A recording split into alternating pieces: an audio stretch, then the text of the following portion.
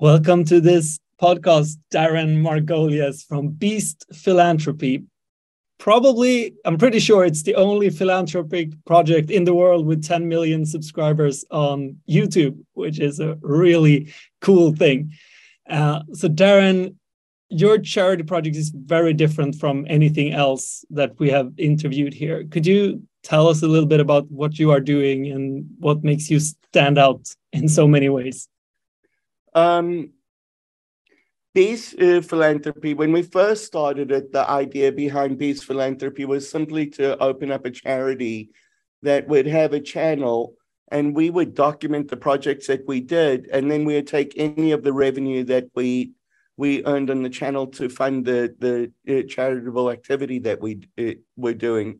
And our original intention was just to open up a food bank and distribute food to the food insecure. But as we've been on this project and we've realized we are generating a lot of interest. Our videos are getting anywhere between 8 and 23 million views. Wow. And being affiliated with Mr. Beast himself makes it easy to draw a very large audience because everybody loves Jimmy. And so because of that, we've been able to draw a massive audience. And over the last couple of years, we've seen something that I don't think that we really expected very much. I knew that having kids watch our channel would inspire themselves to get interested in charity and volunteering and donating, but I never had any idea about how profound it would be, like the massive influence that it was having in a positive direction on the audience that are watching the channel. And so as we've been going through this project and realizing that the influence that we are having may even be more important than the work that we are doing. I don't want to de-emphasize the work that we are doing because it's very, very important to us to serve marginalized and vulnerable people around the world. But having tens of millions of people watching the channel and getting inspired to do something themselves will arguably provide way more return over the years as these kids grow up into adults who are more empathetically minded than they otherwise would have been because they've learned lessons from the work that we've been doing. So that's what I see Beast Philanthropy is now. It's not just a charity anymore. Beast Philanthropy is a very powerful platform to inspire, millions or tens of millions of young kids to grow into better adults themselves, more empathetic adults. Wow, that's beautifully put. Let's see if I got that correctly. So originally Beast Philanthropy was started to be a YouTube channel closely related to Jimmy Donaldson, Mr. Beast, and with the intention of the channel earning its own money and reinvesting that into charity purposes and kind of creating a positive loop from there. And then the audiences grew significantly very quickly. And you started to see this beautiful pattern of how young people got positively impacted by these videos. And then you could see that, okay, it's beautiful to drill wells in Cameroon and helping a village or several villages. And I'd love to talk about that project that I've seen your video about later on, but it's might be even more profound of having 10 million people seeing a video about helping others. And then these children or young people watching these videos will hopefully grow up to be more empathetic parents and better people in many ways, or more generous and caring people, so that it's the main purpose could be argued that it's social impact in a sense, in the terms of like changing our society. 100%. I mean, I believe that that is going to be our greatest power, because Jimmy has said from the day that I met him, it's actually the pinned tweet on his Twitter, says, I want to change the world before I die, or I want to make the world a better place before I die. But if you think about it, what effect can one person have on the entire world? It's not very much. But if Jimmy can inspire tens of millions of people to grow up, be kind of more generous, more, charitably inclined themselves, imagine what that can do. Imagine when you take, one person and you amplify the good that they want to do tens of millions of times by inspiring other people to be involved. That will change the world. And I did every couple of months I go and I look at all of Jimmy's different YouTube channels, and he's got the main channel, the gaming channel, Reacts channel, and the philanthropy channel. But he now translates his channel and they localize it into a number of different languages. So on YouTube, Jimmy has around 240 million subscribers if you take all of the channels.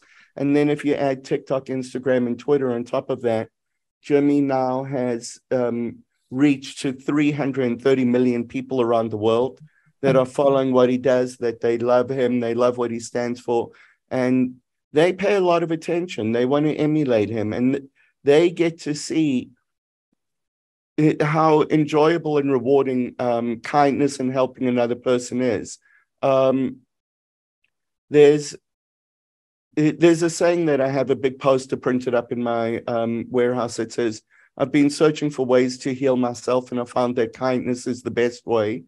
And that's true. I think that too many people think about charity and donating money as being a burden and a sacrifice. But if you go out there and you actually help somebody, you realize that it's a very, very rewarding feeling. The person who's doing the act of kindness, the person who's helping somebody else, gets a very substantial reward themselves, because there's a really great feeling that comes with helping somebody else. And if we can inspire kids to go out there and just do something, try it, they will learn that it's very rewarding. And they themselves, this will be something that they carry forward through the rest of their lives. I think that's a beautiful quote. So I've been looking at ways to heal myself, and I find that kindness is the best way. Yeah, and I truly believe that Jimmy, Mr. Beast, inspires a lot of children and young people and people in general to, I don't know, attempt kindness, like to see what does it feel like to give in a way that they wouldn't otherwise. So how do you see this happening? Do people reach out to you and tell you stories about this, or how do you know that this is the positive impact that is happening?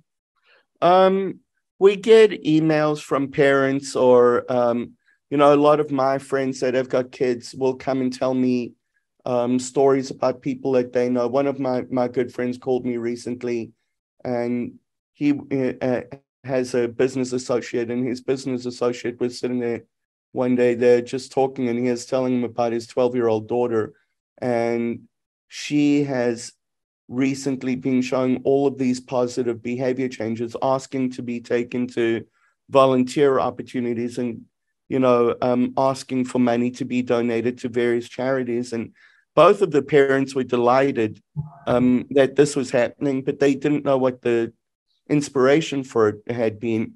And they called her and they asked her, what is it that's driving you to want to make these changes? And she said that she watches Mr. Beast and the Beast Philanthropy channel. And, so I get anecdotal information from friends of mine. We get emails, see the comments, we get, 50,000 comments on our videos, and a lot of them are talking about how they are inspired by the work we do. And, so we've realized that that is the power. There's an old South African saying, I'm South African, but it's an old African saying, a waterfall starts with a single drop of water. And I want Jimmy Donaldson to be that single drop of water that starts a waterfall. I've argued with Jimmy, not argued with him, but we've talked about it and debated. And I've said that, there's only so much that a single person can do. I say to Jimmy, even if you gave me $1 billion to go and spend around the world, what's that going to do to fix the world? It's not going to do anything. The US government spends over $3 trillion a year, which is $3,000 billion a year. So they're spending around $8 or $9 billion a day on social programs. And look what a mess everything is. Money is not going to fix things, but kindness and empathy will do a whole lot more to heal the world than just simply spending money. And so if we can inspire tens of millions of kids that grow up into adults that just think a little bit differently, they give a little bit more money to charity rather than spending it on a very expensive pair of shoes or a sports car or, you know, an even bigger house. If they give a little bit to charity, if they go and they volunteer 1 hour a month, multiply that by 10 million times or 20 million times, and you start seeing that this will have a ripple effect. And I do believe each act of kindness inspires another act of kindness in somebody else. And if we can start a cascade, you know, we can teach people. And just a small change in a lot of people's behavior is something that can, you know, the cumulative effect of that will make a difference. Yeah, for sure. And it's good. I believe he's already started many waterfalls, or you guys have started many waterfalls. That sure, he is the main character and the driver behind lots of things. But I've seen, like, I watched your previous, the latest videos that you guys have posted on Beast Philanthropy, and he's not even traveling. Like, you're the one being there. Sure, he's putting his name on it. He drives the audience, and he puts his voice over what you're doing. But you're many heroes in this story, and it's beautiful to see. Yeah, no, Jimmy loves being in the things. Jimmy's actually a very kind-hearted guy. He loves doing this kind of stuff, but the demands on Jimmy these days are insane. You know, so on the international trips, I do those, and I'm so grateful to Jimmy that he trusts me to do it himself. I don't know why. I'm so awkward on camera. I stutter and I stumble, and but you know, but Jimmy provides an unbelievable amount of support to this organization. And if you look at the opportunity cost to Jimmy for the time that he invests and also all of the money that he invests, we always say on our channel, 100% of the revenue that we earn from these videos goes into helping people. And that's legitimately true. Every last penny that we earn from the sponsorships, from the AdSense, from the merch sales, every last cent of that is spent on the program services to help people. Now, we still have to run a production company and make these videos, which is actually very expensive to do. Jimmy pays for that 100% himself out of his pocket, simply so that we can say that 100%, it's not 100% of the net revenue, it's 100% of the gross revenue that we earn goes into it. And, you know, so for him to enable us to do that, and for him to open up the doors and the relationships with the vendors and everything like that, even if he's not that active on camera, because, you know, I can't pull Jimmy away from the rest of the company for 5 days to travel with me to Africa, South America, or anywhere else in the world that we're going. There's no way that this could be done without Jimmy. He's been, I don't know if I'll ever be able to express the gratitude that I have to him for what he does. I can really feel your gratitude, Aaron. It's beautiful to listen to you, and it's beautiful to hear you describe Jimmy and what he means to you. Like, it's very easy to see Jimmy in videos. Like, everyone under the age of 30 has a relationship to Jimmy, I would say, one way or another. But we don't get to experience the Jimmy that you get to experience. We don't get to hear that he funds an entire editing and video recording team out of his own pocket just for the philanthropy parts. It's beautiful to hear about it. Tell me, what does he mean to you? I don't want to come across too much as a fanboy or anything like that, but I think that Jimmy's larger than life. Jimmy is, somebody, and Jimmy always says to me, "When are you going to take a break?" And I say to him when he wins a Nobel Peace Prize for the work that we are doing together, because I really do. Let's take a look at it. Jimmy is 24 years old. Okay. He's found extraordinary success on YouTube, and he's been able to carry that forward into amazing success in businesses and industries outside of YouTube, like the Feastables brand and Beast Burger and stuff like that. But now most 24-year-olds, or most people, if they accomplish that much success, and Jimmy has had to work very, very hard to accomplish that success, would be using that for superficial reasons. They'd be buying themselves multiple mansions around the world and sports cars and expensive clothes. Jimmy has no interest in any of that. Jimmy is all about giving back. And I will tell you, as somebody who knows Jimmy, in a personal level, what you see is what you get with him. He's no different off camera than he is on camera. Jimmy is sincere. He cares about helping people. He really wants to help wherever he can. And, when you take somebody like that, that's got the extraordinary reach and the admiration and the loyalty from such a massive audience, and that person chooses to use that fame and influence and wealth in a way that is so positive for the rest of the world and not for himself, that's iconic. That's somebody who becomes, I believe that books will be written about him and the influence that he had over an entire generation. And this is such a powerful thing to be able to use to demonstrate to people that helping others is an extremely rewarding thing. I came from a successful business background myself at earlier, not on the scale of you or Jimmy, but I had enough that I could have had a very easy life. And for a while, I was, spending money on expensive condominiums and sports cars and stuff like that. But I felt really, really empty inside.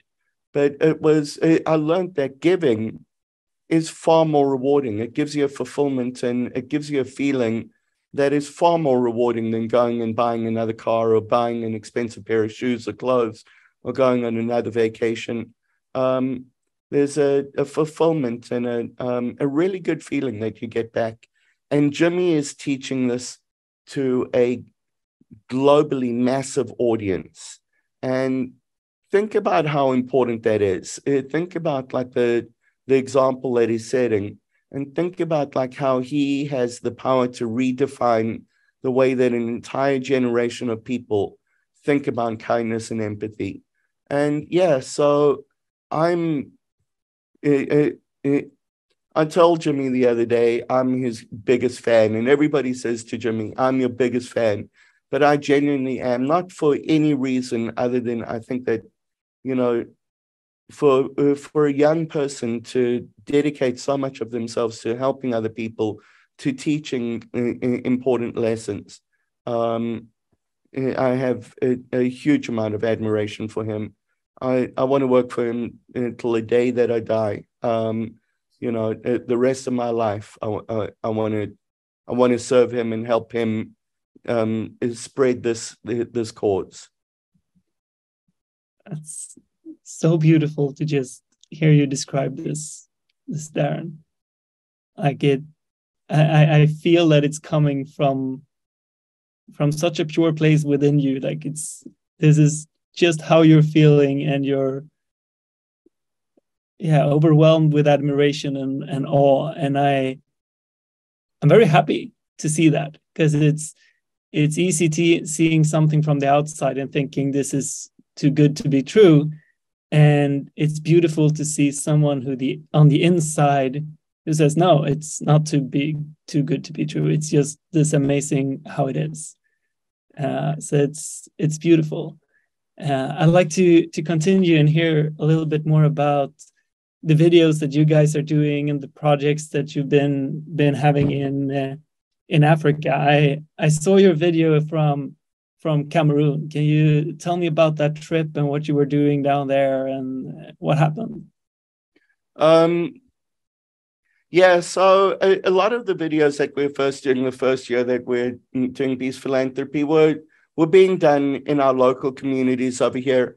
The very first thing that we did with Beast Philanthropy was we started a mobile food distribution system to go to all of the communities that surround the city that we live in. There's a lot of remote communities that have high levels of poverty over there, and they had no access to food pantries or food banks or anything like that. So we built a mobile distribution system where we go to each of these communities every 2 weeks, and we take hundreds and hundreds of boxes of food, and we give each household there enough food to keep them going for 2 weeks, and then 2 weeks later we go back and we give them even more food. So that was what we originally started doing, but I wanted to expand the scope of Beast Philanthropy a little bit. The channel is an important aspect to this project that we're on, and I was concerned that if we kept on doing the same things, like, okay, here I'm at another food distribution, and I kept on doing, the same content, people would begin to lose interest. So I pushed Jimmy a little bit. He wanted to be very focused on food insecurity and homelessness. Those were the two issues that he most wanted to be focused on with Beast Philanthropy.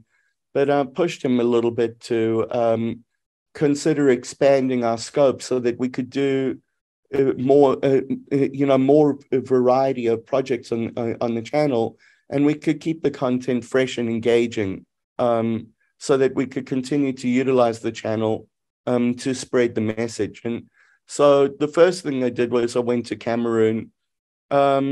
There was some reluctance on, whether we were getting too far away and whether our audience would like it or not.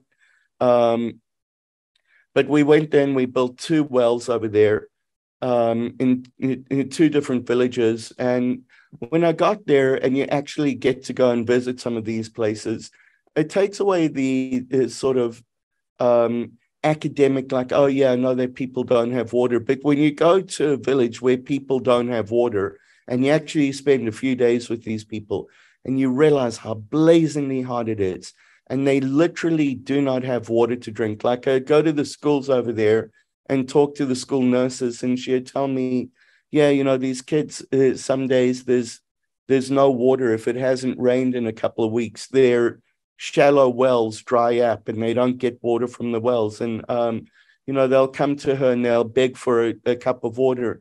And she's like, she doesn't even have a liter bottle of water to give them. And she'll send them over to the principal's office to see if he might have a bottle of water. And when he doesn't have a bottle, any water, there's nothing they can do. And then the kids walk down to the stream, and I went to go look at the stream, and it is filthy. It's got trash and pollution and everything in it. And they'll drink from that stream, but they land up with, all sorts of parasitic infections, or when they drink from the stream, they know that they're going to land up very sick for the next few days.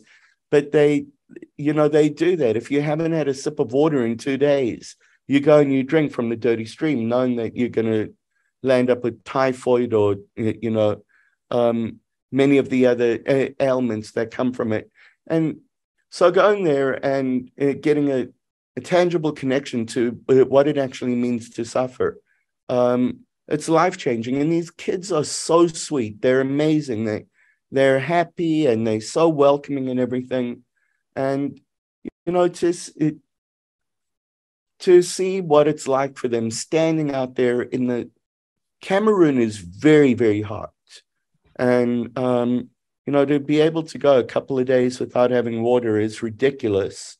And the only alternative to break that thirst is to go and drink something that is going to cause you other problems, and still choose to do it is not a way that any human being should live.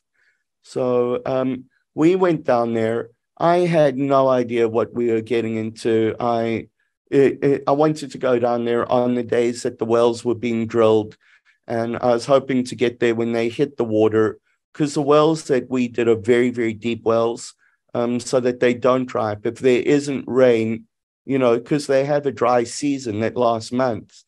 If there isn't rain, those water wells, that are, 90 meters deep, they're still going to have adequate water so that the community can get clean water.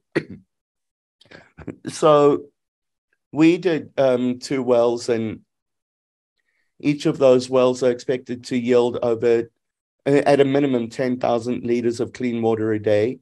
And but I wasn't sure when we got there what kind of reception we'd get. Like, I actually took bags of candy to give out to the kids and everything, so that I could show some interaction with the local folks over there. And we got down there, and I've never felt more like a celebrity in my life before. We actually didn't put a lot of the footage into the video, because the purpose that we're going for was not to pat ourselves on the back. We wanted to show our audience what it's like down there, what we were doing down there. But we got down there, and the whole town was shut down. There were thousands and thousands of people lining the streets, and they had these motorbike processions in front of us, driving us, and I've never seen anything like it, man. The gratitude from these people was beyond overwhelming. I was even made a sub-chief of a tribe in Cameroon now. So when I go to Cameroon, in that village over there, everybody looks at me as like one of their leaders, which is not something that we had ever asked for or expect, but it demonstrates the immense gratitude that they have for something that the rest of us take for granted. I've never, ever in my life even considered that, I won't have water to drink. I turn on the tap, and I've got clean, drinkable water. And even if the water's shut down for whatever reason, I've got, gas stations around the corner that's got adequate water. But to go over there, they always say in Cameroon, water is life. And it means something over there, because they don't have water. So it was an overwhelming experience. It was a beautiful experience, very, very touching. Actually, when I came back, when I was in Cameroon, I made the decision to liquidate part of my retirement funds so that we could build more wells down there, because I'm like, you know what? I'll live in an apartment the rest of my life. I don't need to buy a house. It's way more important to me to provide these kids in their villages, something that's so incredibly important to them. That's so beautiful. Like, it's powerful when you say, like, to understand what suffering really is. Like, it's to go down there and see that. I mean, just like you, I've never even considered not having water, and never been forced to face that kind of experience, like not being able to drink for days, like in a country which can feel like a sauna. Like, I think I can see it's a very profound experience to see that. And I believe it would be a very beneficial thing if more people in the world got to experience and just get to see what the world actually looks like. I don't have words. Like, it's such a different thing. But yeah, I imagine it makes perfect sense that you were greeted like a superstar. You came literally with a gift of life, and even if you weren't asking for that, it's literally what you were doing. So I'm curious how you're turning this into a video, because something that, I mean, Beast Philanthropy is a philanthropical project created backwards, in a sense. It's like you are good at marketing and media, so you create a philanthropic venture that does it. Most charities obviously are not created that way. They're created with a charity first, and then they're trying to get out and trying to get some exposure, which is really, really, really hard. Do you think there is anything in like your journey in this which is actually applicable for a small charity or even a big charity, like how they could communicate and what they could learn from what you guys are doing? Well, one of the things when we first started exploring this project, we talked to some experts who understand what YouTube audiences are looking for. They understand what videos perform well, what keywords to use in the videos. I mean, there's a lot of people who a lot of very smart people who dedicate their lives to trying to optimize content to perform very well on YouTube. And when we first spoke to them, there was a lot of doubt about whether we'd be able to pull this project off, because they said to me, charities do not get a lot of attention on YouTube. People don't want to watch videos about charities. It's not interesting. But, so we went into it and we realized that we can't have a lot of videos where it's going to make the audience feel bad. You want to make the audience feel good. You want to give them, instead of depressing them in watching the video, you want to offer them hope. You want to offer them solutions. You also, not a lot of people are going to YouTube to really learn anything.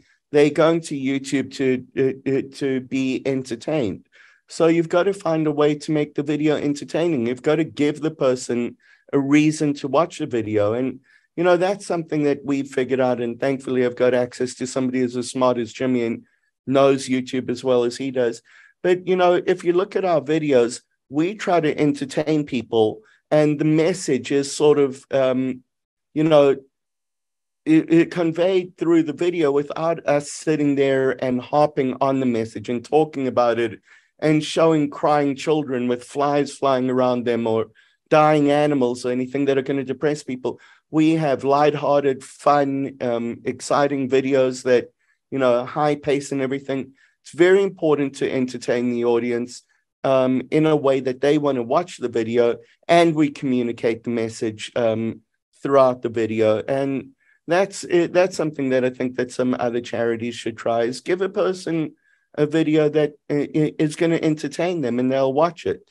Don't give them a video where you focus too much on trying to educate the person and you're going to bore them and they're going to click off the video and nobody's going to watch it. So using, it's a silly thing, but I call it philanthrotainment, that we try to convey the messages in a fun, exciting, engaging way. And so that people want to, they get excited when there's a new Beast Philanthropy video. What are they doing now? How are they doing this? And it's difficult. We're really trailblazing over here. There's not a lot of examples that would anybody's ever done this before. So there's a lot of things that we are trying that are a little bit different. We actually have a video coming up, and I'm very, very excited about it. But most of our videos sort of emulate the style of the main channel, where we've got a lot of very energetic, fast-paced, retention-based mechanics to get through the video. But I went to Jimmy and I said to him, I want to try something a little bit different, where we do have a video where people will connect to it more on an emotional level and a human level. And he was like, yeah, let's try it. I'd love to try it, So one of the videos that we've just done in South Africa, where it's a different approach. We hired a young filmmaker by the name of Dan Mace. Dan is unbelievably talented, and he's won a number of awards, and he's very well known in the filmmaking community. But Dan can make powerful, impactful videos. And I went to Dan and I asked him if he'd be interested in working on this project with us. And he loved the idea, and he's producing a video for us. And he won't show me the whole video yet. He's shown me a 34-second clip, and it is powerful. And I cannot wait to see how our audience responds to this. It tells the story a completely different way to anything that we've done before. Now, I'm also terrified because if our audience hates it, you know, but I don't think that they will. And, you know, it's just a little bit like trepidatiously trying different things and seeing, you know, are people going to still respond to this, or are they going to find it boring? Are they going to click off? Or are they going to feel compelled to watch the video through to the end of it? I hope it's the latter. But I do want to address something as well, just, and this is a good part, like a lot of people, not a lot of people, there's a few people, our videos get 99.6 thumbs up ratios on YouTube, which is, you know, extraordinarily high. But there's always those people that are going to sit there and criticize. And, you know, one of the things that I've seen a few times is people say, if you really cared about charity, you wouldn't, you know, be making videos about it. You guys are doing this for the views, and that's all it is. And I'm like, of course we're doing this for the views. That's not to pat ourselves on the back, but that's how we generate the revenue to go and do the projects. That's how we pay for the wells in Cameroon. Second of all, we educating the world about the issues that are, you know, people face around the world. So the third thing is that I get a lot of, you know, comments and emails from people that talk about like how this gives them hope.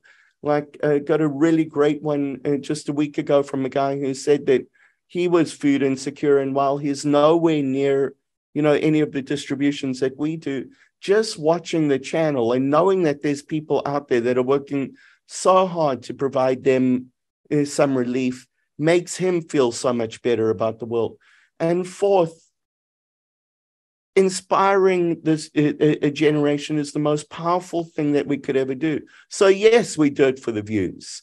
But we don't do it to pat ourselves on the back. Jimmy doesn't, listen, 10 or 20 million views more on our channel every month doesn't even, it's a rounding error on Jimmy's total views, you know. He's not doing that for the views. But the channel is very important. The channel is what it distinguishes us from every other charity out there. And the purpose that it serves is incredibly important. Like I said earlier, it's arguably more important than the work that we're actually doing.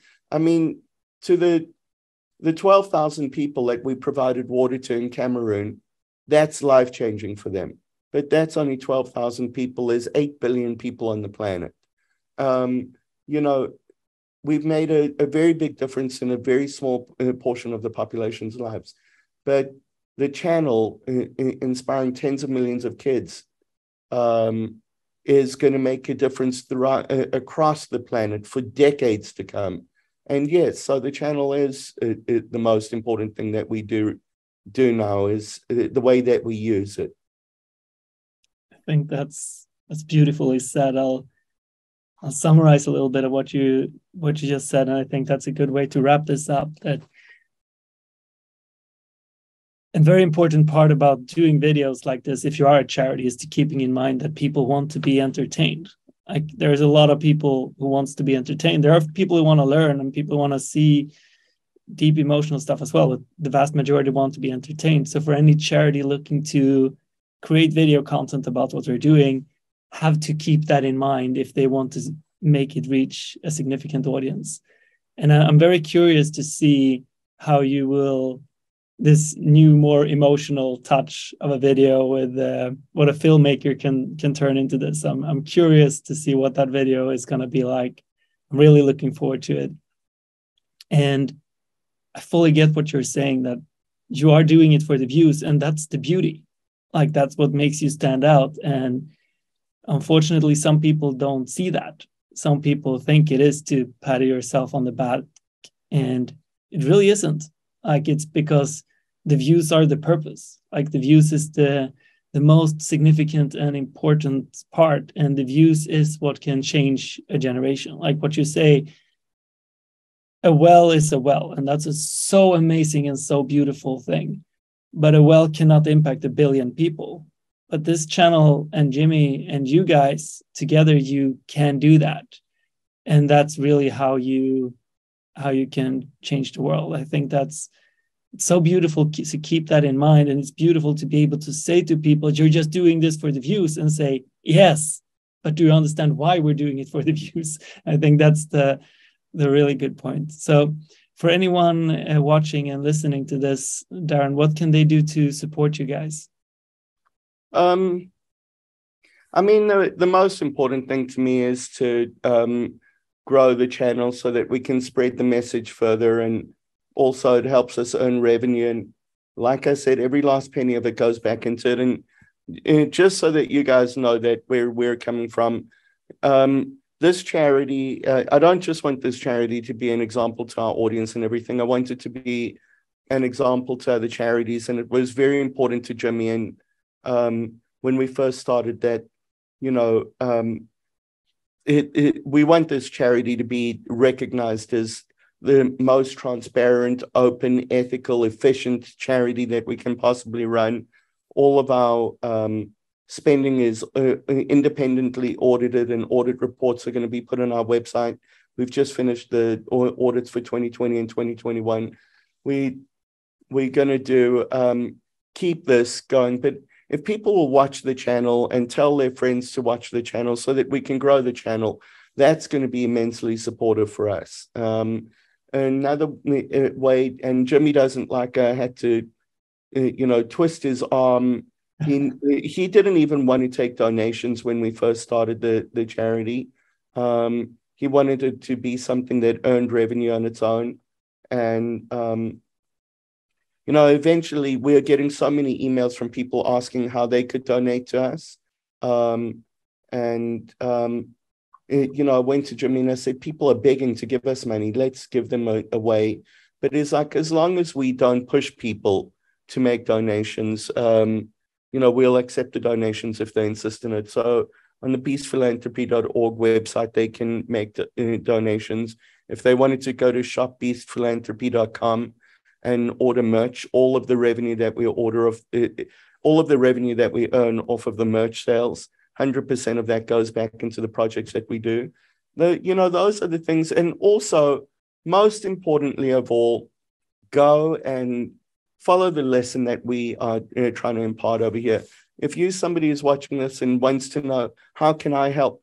Please just go find a local opportunity to volunteer or donate to something. But don't just give money. Go to an animal shelter if you love animals and spend a morning over there taking care of them and actually getting a tangible connection to the work that you're doing, so that you get that feeling. When you leave there, you'll be in a really good mood. You'll feel great about it. That's the best way that anybody can help, is to take a lesson from this and go out there and get involved and do something yourself.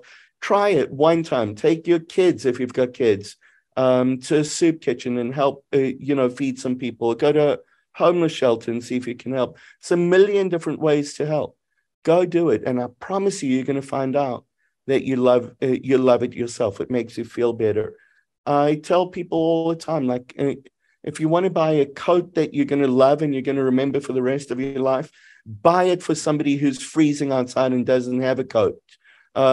Go buy them a cheap 40 euro, 50 euro, or $50 winter jacket that will keep somebody who's sitting outside and homeless, is freezing. Buy that and give it to that person, and that you will remember that coat for the rest of your life. Or go and spend $5,000 on some designer piece of nonsense, and you'll wear it for a couple of years, and then it's not going to. That's not going to change your life, but the $50 coat that you bought and gave away will. Just go. That's what I want the audience to do. Thank you very much, Darren. It's beautiful. And thank you for being a part of this podcast.